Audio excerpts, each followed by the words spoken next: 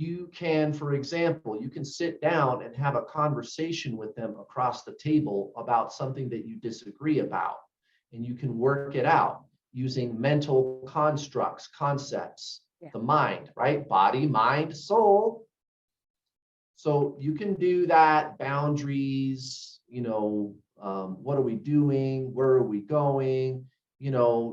This hurt when you said this. Oh gosh, I didn't mean to do that. I'm really sorry. I'll try to be better about that. Whatever. You guys work it out, right? You talk it through and it's fine. Now, if you try to do that with your twin flame, they fucking run harder. Yep. And it makes you worse. It makes you worse. So what do you need to do with your twin flame? Well, I call it soul stuff. Explain why it's soul stuff, because I don't think you covered the actual like the actual physical reason why what a twin flame is. Like it's because yes, it's one soul in two bodies. Some people don't even know that, Kurt.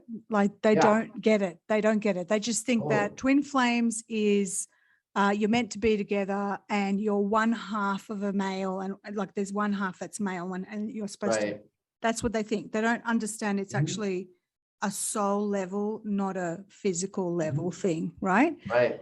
So we'll do that one more time. And I did say in another video I did with Greg, with Galactic Greg. So it's your soul, okay, which is no form, okay? It's the all, it's part of God. It's not concept, it's not thought, it's not a mental construct. It's not duality. It's not emotion. It's unity consciousness. It's a soul. Consciousness.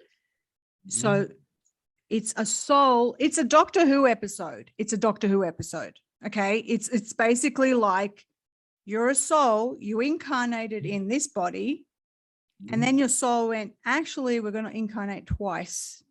Right. And it's like you went time period. In one time period. It's like you went in the TARDIS and you met another version of you. That's your twin flame. It's two incarnations from the same soul. You need to understand that. Like if you got in a time machine and went back in time and you somehow knew who your previous incarnation was 100 years ago and you met them in person, it would be the same thing. So when people think about incarnating, they think of reincarnation, and it's the whole re part that kind of throws them off, because they think, okay, I died in 1974. I went to heaven. And then in 1976, I reincarnated in a new body. Well, yeah, but you've got two. You've got an overlap. There's two of you in this lifetime. There's two incarnations. It's not another soul. And this is what I coach my students on. Like, one of the things that we do is to stop thinking of this person as they. Because that's the mind, that's concept, it's separation consciousness. And we're not saying that's bad, but that's what that is. And in ancient Zen spiritualism, when you derive your sense of self from ego, personality, the mind, that's what they call that, separation consciousness. And that's an ancient term. That was there thousands of years ago, separation consciousness.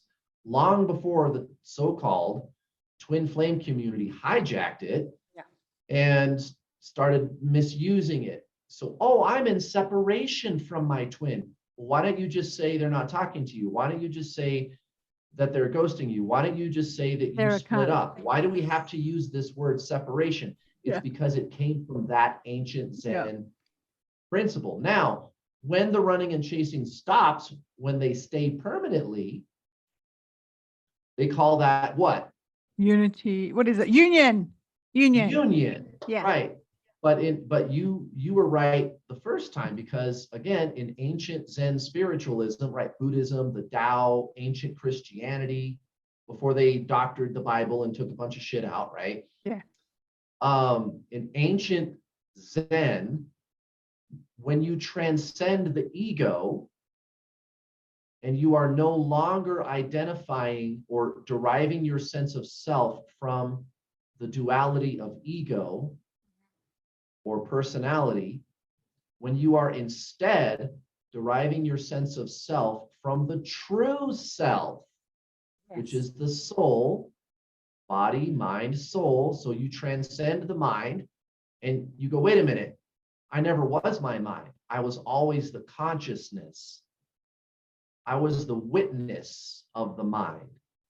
I was the being, the silent watcher of thought, of ego. I am that consciousness.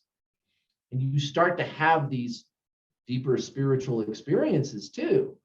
And you feel like you are at one with everything around you and your twin flame, of course. That's like the first thing that happens when you're on a twin flame journey. But when you transcend the ego and you feel connected to everything and you no longer really see yourself as separate, they call that unity consciousness. Yeah. Separation consciousness, unity consciousness, nothing to do with twin flames at all. This was long before. Now, that's not to say that there haven't always been twin flames. Souls probably have incarnated twice.